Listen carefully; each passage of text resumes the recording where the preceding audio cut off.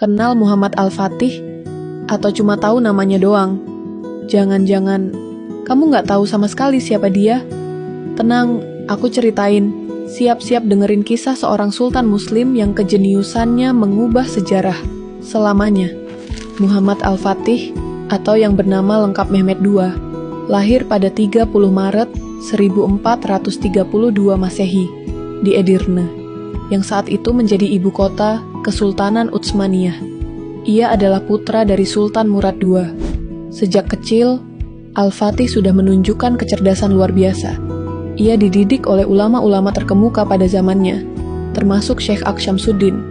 Dari mereka, Al-Fatih tidak hanya belajar ilmu agama, tapi juga sejarah, geografi, astronomi, matematika, dan strategi militer. Konon, ia menguasai setidaknya 6 bahasa, termasuk Arab, Persia, Latin, dan Yunani. Pendidikan inilah yang membentuk visinya. Sejak kecil, ia sudah sering mendengar tentang Konstantinopel, kota legendaris yang menjadi pusat Kekaisaran Romawi Timur dan benteng Kristen terakhir di timur. Lebih dari itu, ia tahu tentang hadis Nabi Muhammad Shallallahu Alaihi Wasallam yang diriwayatkan Ahmad. Konstantinopel akan benar-benar ditaklukkan. Sebaik-baik pemimpin adalah pemimpinnya, dan sebaik-baik pasukan adalah pasukannya.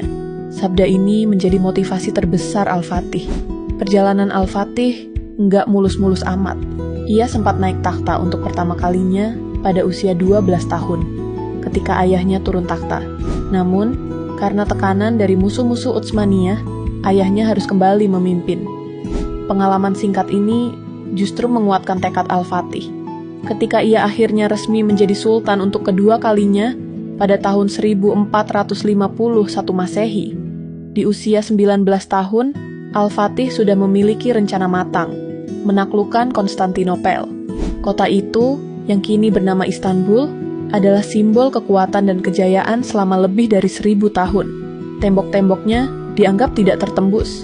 Banyak upaya penaklukan oleh berbagai kerajaan, termasuk para pendahulu Utsmaniyah, selalu gagal. Ini bukan hanya pertarungan militer, tapi juga pertarungan psikologis dan simbolis.